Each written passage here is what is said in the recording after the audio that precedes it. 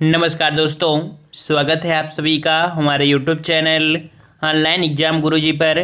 तो दोस्तों, हमारे चैनल पर रेलवे एग्जाम की तैयारी कराई जा रही है और यहाँ पर आपको साइंस, साथ में आपको जीके जीएस के भी आपके यहाँ पर प्रैक्टिस सेट कराए जाते हैं। चलिए स्टार्ट करते हैं। यहाँ पर आज जो कि पहला प्रैक्टिस सेट है, यहाँ पर दिया है क्वेश्चन कि भारतीय संस्कृत का स्वर्ण युग था।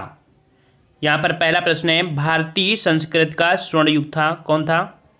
तो याद रखिएगा, ऑप्शन राइट आपका जवाब हो जाएगा यहाँ पर डी नंबर, गुप्त काल को। ठीक है, गुप्त काल को भारतीय संस्कृत का स्वर्ण युग कहा जाता है। याद रखिएगा, डी नंबर आपका सही हो जाएगा। नेक्स्ट क्वेश्चन है कि ब्रह्मपुत्र नदी भारत में सर्वप्रथम प्रवेश करती है। ब्रह्मपुत्र नदी जो आपकी है सर्वप्रथम कहाँ पर प्रवेश करती है आपके भारत में? तो याद रखिएगा, ऑप्शन राइट आपके यहाँ पर ए हो जाएगा, अरुणाचल प्रदेश में। ठीक है, अरुणाचल प्रदेश में जब प्रवेश करती है तब इसे हम लोग दिहांग के नाम से जानते हैं। ठीक है ना। और यहाँ पर कह सकते हैं कि जो ब्रह्मपुत्र नदी है इसका उद्गम कहाँ से हुआ है? तो तिब्बत के एक मानसरोवर झील से आपका हुआ है। ठीक है ना। और यहाँ पर नेक्स्ट क्वेश्चन का आते हैं। क्वेश्चन आपसे अगला है कि किस देश की प्रति व्यक्ति आय परिलिखित की जाती है? किसी देश की, यहाँ पर किसी देश की जो प्रति व्यक्ति आय है वो किस प्रकार से निकाली जाती है? तो याद रखिएगा, ऑप्शन राइट इसका जवाब हो जाएगा 3 का ए नंबर, कि शुद्ध राष्ट्रीय उत्पाद अर्थात जो एनएनपी होता है को कुल जनसंख्या से विभाजित कर दिया जाए तो आपकी पर कैपिटल इनकम आपकी निकल के आती है। इस प्रकार से ऑप्शन राइट आपका ए हो जाएगा। नेक्स्ट क्वेश्चन है कि निम्नलिखित में से कौन सी नदी पश्चिम की ओर प्रवाहित होती है? पश्चिम की ओर प्रवाहित होती है, यहाँ पर आपको बताना है कौन सी नदी है। यहाँ पर राइट आंसर आपका जवाब हो जाएगा ए नंबर, ये आपकी है ताप्ती नदी। ठीक है, ताप्ती नदी है जो कि पश्चिम की ओर प्रभावित होती है। ठीक है, और हमने आपको ट्रिक भी बताया था, समानता, समानता। समानता मतलब सा से साबरमती, माही नदी, नर्मदा और ताप्ती, ये 4 आपकी मुख्य नदियां हैं जो आपके पश्चिम की ओर प्रवाहित होती हैं। नेक्स्ट क्वेश्चन है कि चोल राजवंश का संस्थापक कौन था? चोल राजवंश का संस्थापक कौन था? यहाँ पर ऑप्शन राइट आपका जवाब अगर आपने चुना है डी नंबर तो बिल्कुल सही है, विजयालय था। ठीक है, कौन था आपका? तो विजयालय था, जो कि आरंभ में पल्लवों का एक सामंती सरदार हुआ करता था। नेक्स्ट क्वेश्चन है कि वर्ष 1931 के कांग्रेस के कराची अधिवेशन के लिए मौलिक अधिकार के प्रस्ताव का प्रारूप किसने तैयार किया था? तो देख सकते हैं 1931 की बात है और कराची अधिवेशन में मौलिक अधिकार का प्रस्ताव जो प्रस्तुत किया था ये किसने किया था? तो ऑप्शन राइट आपका सी हो जाएगा, जवाहरलाल नेहरू। ठीक है, जवाहरलाल नेहरू ने यह प्रस्ताव आपका किया था। ठीक है, नेक्स्ट क्वेश्चन दिया है कि शास्त्रीय नृत्य ओडिसी किस प्रदेश की है? आपको बताना है कि शास्त्रीय नृत्य जो ओडिसी है वो किस प्रदेश से है। तो ओडिसी एक शास्त्रीय नृत्य जो कि उड़ीसा राज्य से संबंधित है। यहाँ पर ऑप्शन राइट आपका ए हो जाएगा, ओडिशा से हो जाएगा। ठीक है, ओडिशा से हो जाएगा। नेक्स्ट क्वेश्चन है कि टीपू सुल्तान कहाँ का शासक था? टीपू सुल्तान कहाँ का शासक था? बहुत ही प्यारा क्वेश्चन है, हमेशा पूछा जाता है।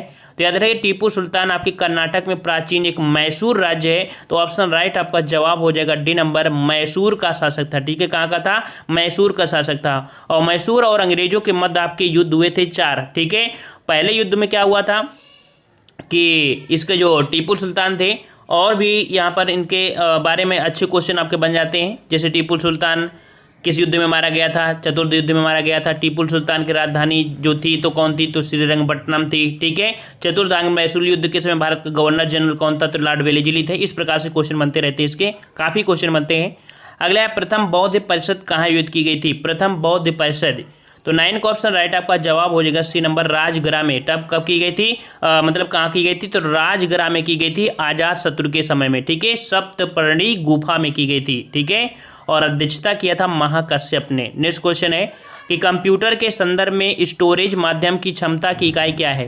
तो यहाँ पर याद रखिए, कंप्यूटर के जो स्टोरेज माध्यम होती है इसकी क्षमता की जो इकाई होती है वो आपकी होती है बाइट होती है। क्या होती है भाई? बाइट होती है। ऑप्शन राइट आपका यहाँ पर क्या हो जाएगा? ए नंबर हो जाएगा। ठीक है, और यहाँ पर नेक्स्ट क्वेश्चन दिया गया है कि अंतरिक्ष में दूसरी बार जाने वाली भारतीय मूल की अमेरिकी निवासी महिला आपकी कौन सी है? तो यहाँ पर देख सकते हैं अंतरिक्ष में दूसरी बार जाने वाली ये अब जो महिला थी ये आपकी थी सुनीता विलियम्स थी। कौन थी भाई? तो आपके 15 जुलाई 2012 को भारतीय मूल के अमेरिकी अंतरिक्ष यात्री सुनीता विलियम्स ने करीब 4 महीने की मिशन पर दूसरी बार अंतरिक्ष की यात्रा किया था। ठीक है, और पुनः 12 नवंबर 2012 को धरती पर वापस आपका आ गई थी। ठीक है, और यहाँ पर नेक्स्ट क्वेश्चन का आते हैं। क्वेश्चन आपसे अगला है कि अंकोलॉजी निम्नलिखित में से किसका अध्ययन है। अंकोलॉजी में अध्ययन करते हैं आपके ऑप्शन राइट यहाँ पर हो जाएगा आपका जो बी नंबर है कैंसर से। ठीक है, तो अंकोलॉजी में अध्ययन होता है कैंसर रोग का होता है। ठीक है, कैंसर रोग होता है। और नेक्स्ट क्वेश्चन आपसे पूछा गया है एलपीजी का प्रमुख घटक क्या है। एलपीजी का प्रमुख घटक, बहुत ही अच्छे क्वेश्चन आपके हैं। तो एलपीजी का मुख्य घटक है प्रोपेन और ब्यूटेन। ऑप्शन राइट आपका बी हो जाएगा। आपका यहाँ पर देख सकते हैं बी नंबर हो जाएगा ब्यूटेन। ठीक है, प्रोपेन होती है और ब्यूटेन होती है। ऑप्शन आपका कौन है यहाँ पर बी ब्यूटेन होती है। नेक्स्ट क्वेश्चन है कि तूफान की भविष्यवाणी की जाती है जब वायुमंडल का दाब, याद रखिएगा कि वायुमंडल का दाब जब अचानक से क्या हो जाता है, कम हो जाता है, अर्थात सहसा कम हो जाता है, तो एहसास होता है कि नहीं, भविष्यवाणी हो जाती है कि तूफान आने की संभावना है जब वायुमंडल का दाब क्या होता है, सहसा कम हो जाता है। नेक्स्ट क्वेश्चन है हिमाचल प्रदेश में स्थित दर्रा। हिमाचल प्रदेश में स्थित दर्रा आपका कौन है। तो याद रखिए यहाँ पर आपका स्थित आपका दर्रा है सिपकीला दर्रा। कौन सा है भाई, सिपकीला दर्रा है। ठीक है, और भारत में सतलज नदी इसी दर्रे से होकर प्रवेश करती है, सिपकीला दर्रा से। नेक्स्ट क्वेश्चन है महावीर कौन थे। महावीर कौन थे, बहुत अच्छा क्वेश्चन है महावीर। तो महावीर याद रखिए जैनियों की 24 तीर्थकर हुए हैं और यहाँ पर याद रखिए ऑप्शन राइट आपका बी हो जाएगा 24वें तीर्थकर थे। ठीक है, 24वें तीर्थकर थे। और क्वेश्चन 23वें से पूछ लेता है 23वें तीर्थकर कौन थे। तो 23वें थे पार्श्वनाथ। ठीक है, पार्श्वनाथ थे। और याद रखिएगा वास्तविक संस्थापक जो माना जाता है जैन में वो महावीर को ही माना जाता है। ठीक है, नेक्स्ट क्वेश्चन है कि निम्नलिखित में से कौन सी नदी अपना रास्ता बदलते रहने के लिए आपका प्रसिद्ध है। रास्ता बदलते के लिए तो ये आपकी कोसी नदी है। ठीक है, ऑप्शन राइट आपका यहाँ पर जवाब हो जाएगा बी नंबर, कोसी नदी है। ये एक पूर्ववर्ती नदी है। इसकी मुख्य धारा अरुण एवरेस्ट पर्वत से होकर उत्तर तिब्बत से निकलती है। ठीक है, और नेक्स्ट क्वेश्चन यहाँ पर, हाँ एक क्वेश्चन ये बनता है कि बिहार का शोक किसे कहते हैं। तो बिहार का शोक इसी को बोलते हैं आपकी कोसी नदी को, कि ये मार्ग बदलने के लिए बहुत प्रसिद्ध है। ठीक है, अगला क्वेश्चन है वर्ष 2011 की जनगणना के अनुसार भारत की जनसंख्या कितनी थी। 2011 की जनगणना के अनुसार तो याद रखिएगा 2011 के अनुसार आपकी 121 करोड़ लगभग आपकी थी। ऑप्शन राइट आपका यहाँ पर ए सही हो जाएगा।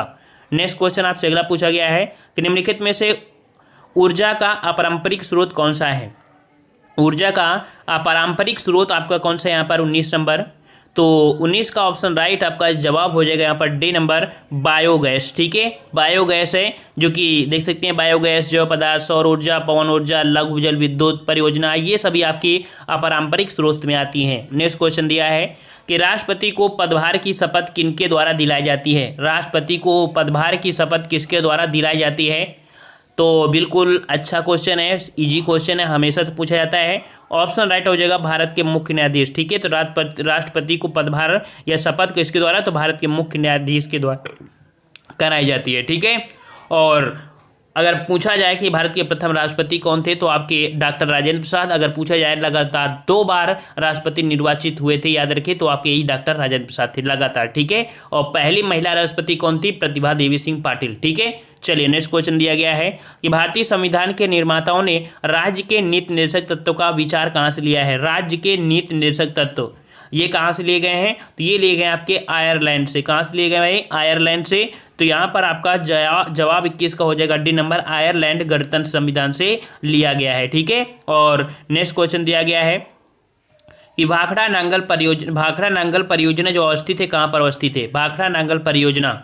तो ये पंजाब, राजस्थान, हरियाणा सरकार का एक संयुक्त उद्यम है। याद रखिएगा कि यह भारत की सबसे बड़ी बहुउद्देशीय परियोजना आपकी है। ठीक है, और यहाँ पर जवाब हो जाएगा बी नंबर, ये आपका पंजाब हो जाएगा। ठीक है, नेक्स्ट क्वेश्चन दिया है कि रॉक गार्डन कहाँ स्थित है। रॉक गार्डन कहाँ स्थित है, और याद रखिए रॉक गार्डन ये आपके चंडीगढ़ में है। ऑप्शन राइट आपका ये हो जाएगा चंडीगढ़ में अवस्थित है और इसकी स्थापना नेक चंद सैनी ने की थी। ठीक है, नेक्स्ट क्वेश्चन है कि इलेक्ट्रॉन वोल्ट निम्नलिखित में से किसका मात्रक है। इलेक्ट्रॉन वोल्ट किसका मात्रक है, यहाँ पर ए का यहाँ पर जवाब हो जाएगा 24 का ए नंबर, चुंबकीय बल का है। ठीक है, किसका है, चुंबकीय बल का, याद रखिएगा। ठीक है, नेक्स्ट क्वेश्चन दिया गया है कि 7 रंगों से मिलकर बने सफेद प्रकाश में निम्नलिखित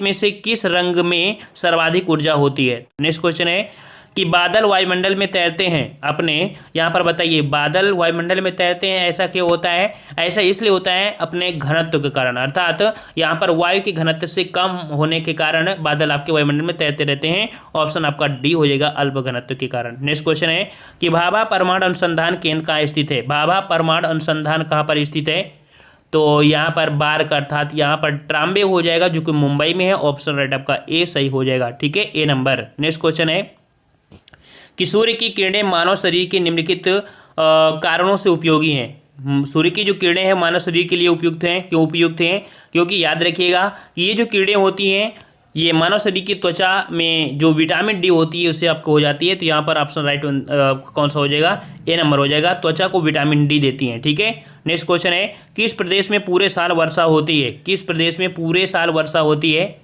तो यहाँ पर आपका जवाब हो जाएगा ऑप्शन बी, विषुवतीय प्रदेश में। ठीक है, विषुवतीय रेखा के उत्तर तथा दक्षिण में 5 से 10 अक्षांश तक विस्तृत जलवायु वाले भाग होते हैं। ठीक है, और नेक्स्ट क्वेश्चन आते हैं। क्वेश्चन आपसे अगला पूछा गया है कि भिलाई इस्पात संयंत्र किस जिले में स्थित है? भिलाई इस्पात संयंत्र किस जिले में स्थित है यहाँ पर? तो 30 का ऑप्शन राइट आपका जवाब हो जाएगा ऑप्शन यहाँ पर डी नंबर, दुर्ग। ठीक है, भिलाई इस्पात संयंत्र जो आपके छत्तीसगढ़ के दुर्ग में स्थित है और इसकी स्थापना 1955 में तत्कालीन सोवियत संघ के सहयोग से की गई थी। नेक्स्ट क्वेश्चन है कि राज्यसभा की बैठक की अध्यक्षता कौन करते हैं? राज्यसभा की बैठक की अध्यक्षता कौन करते हैं? तो यहाँ पर आपका जवाब सही हो जाएगा ए नंबर, उपराष्ट्रपति। कौन करते हैं भाई? उपराष्ट्रपति के द्वारा की जाती है। ठीक है, और अगर उपराष्ट्रपति नहीं है तो इनकी अध्यक्षता राज्यसभा के उपसभापति द्वारा की जाती है। ठीक है, चलिए नेक्स्ट क्वेश्चन आपसे अगला पूछा गया है कि भारतीय रुपए के लिए नए प्रतीक चिन्ह का डिजाइनर। आप देखते हैं कि भारतीय रुपया है उसको जो डिजाइनर है इसका डिजाइन जो किया था वो किसने किया था? तो यहाँ पर आपका जवाब बी नंबर हो जाएगा, डी उदय कुमार। ठीक है, भारतीय रुपए के नए प्रतीक चिन्ह जो आपका है तो इसको ऐसे देखते हैं, ऐसे जो बना होता है। ठीक है, तो ये जो डिजाइन किया था आपके उदय कुमार ने किया था और यह डिजाइन भारत सरकार द्वारा 15 जुलाई 2010 को सार्वजनिक की गई थी। ठीक है, और नेक्स्ट क्वेश्चन को आते हैं। क्वेश्चन आपसे अगला पूछा गया है कि बिंदुसार के शासन के दौरान अशांति कहाँ थी? बिंदुसार के शासन के दौरान अशांति कहाँ थी? 33 का जवाब। तो 33 का ऑप्शन राइट आपका सी हो जाएगा, तक्षशिला में। ठीक है, कहाँ पर? तक्षशिला में आपका विद्रोह हुआ था। और यहाँ पर नेक्स्ट क्वेश्चन का आते हैं। क्वेश्चन आपसे अगला है कि अर्थशास्त्र के लेखक निम्नलिखित में समकालीन थे। अर्थशास्त्र के लेखक जो थे वो किसके समकालीन थे? यहाँ पर 34 का ऑप्शन राइट आपका बी हो जाएगा, चंद्रगुप्त मौर्य। ठीक है, अर्थशास्त्र के लेखक किसके समकालीन पूछा है भाई। ठीक है, तो समकालीन किसके समय? तो ऑप्शन राइट आपका यहाँ पर हो जाएगा बी नंबर, चंद्रगुप्त मौर्य के समय। ठीक है, चाणक्य या कौटिल्य की सहायता से। ठीक है, नेक्स्ट क्वेश्चन आपसे अगला है यहाँ पर कि ब्रिटेन की महारानी एलिजाबेथ सेकंड ने किसे नाइटहुड की उपाधि से सम्मानित किया था? तो एलिजाबेथ सेकंड ने नाइटहुड की उपाधि से सम्मानित किया था किसको? तो ये है आपके 35 का ऑप्शन राइट आपका जवाब क्या हो जाएगा भाई? तो यहाँ पर आपका सही जवाब, चलिए बताइए 35 का जवाब। तो 35 का ऑप्शन राइट आपका सी हो जाएगा, शंकर बालासुब्रमण्यम। ठीक है, शंकर बालासुब्रमण्यम को। नेक्स्ट क्वेश्चन है कि हाल ही में प्रधानमंत्री नरेंद्र मोदी ने पूर्वोत्तर भारत के किस राज्य में सेला सुरंग, ठीक है, कौन है? सेला सुरंग का शिलान्यास किया है जिसने सेना को दुर्गम क्षेत्रों में आवाजाही में आसानी होगी। तो यहाँ पर आपका ये राज्य कौन है भाई? तो देखते हैं यहाँ पर आपका राज्य आपका हो जाएगा यहाँ पर 36 को ऑप्शन डी आपके अरुणाचल प्रदेश में। ठीक है, नेक्स्ट क्वेश्चन है कि हाल ही में प्रधानमंत्री द्वारा शिलान्यास की गई बरौनी गुवाहाटी गैस पाइपलाइन की लंबाई क्या है? तो आपकी ये बरौनी गुवाहाटी गैस पाइपलाइन है, इसकी जो लंबाई रखी गई है याद रखिएगा, ये लंबाई है आपकी 729 किलोमीटर। कितनी है? 729 किलोमीटर। नेक्स्ट क्वेश्चन है कि हाल ही में कपड़ा मंत्रालय द्वारा रेशम कीट के बीज के क्षेत्र में गुणवत्ता प्रमाणन के लिए किस नाम से मोबाइल एप्लीकेशन लॉन्च किया है? तो आप देख सकते हैं रेशम कीट के बीज की गुणवत्ता के लिए आपका जो मोबाइल एप्लीकेशन है, और यहाँ पर देख सकते हैं ये आपका है ऑप्शन राइट। आपका जवाब यहाँ पर बी नंबर हो जाएगा, ई कोकून। ठीक है, क्या नाम है? तो ई कोकून नाम है मोबाइल एप्लीकेशन का। नेक्स्ट क्वेश्चन दिया गया है एनआरआई अर्थात अनिवासी भारतीय विवाह पंजीकरण विधेयक 2019 के अनुसार किसी अनिवासी भारतीय को कितने दिन के भीतर शादी का पंजीकरण कराना अनिवार्य होता है? तो याद रखिए शादी के कितने दिन? तो शादी के याद रखिएगा आपके 30 दिन के अंदर पंजीकरण कराना आपका अनिवार्य होता है। नेक्स्ट क्वेश्चन है कि हाल ही में केंद्रीय मंत्रिमंडल ने किस देश के साथ भारत के बाह्य अंतरिक्ष क्षेत्र के शांतिपूर्ण उपयोग के लिए सहमति पत्र को मंजूरी प्रदान कर दी है? मंजूरी। तो यहाँ पर ऑप्शन राइट क्या हो जाएगा? तो याद रखिए मंत्रिमंडल की किस देश के साथ बाह्य अंतरिक्ष क्षेत्र के शांतिपूर्ण उपयोग के लिए? तो यहाँ पर याद रखिएगा 40 का ऑप्शन राइट हो जाएगा आपका बी नंबर, या फिनलैंड के साथ। ठीक है, फिनलैंड के साथ आपकी है। ठीक है।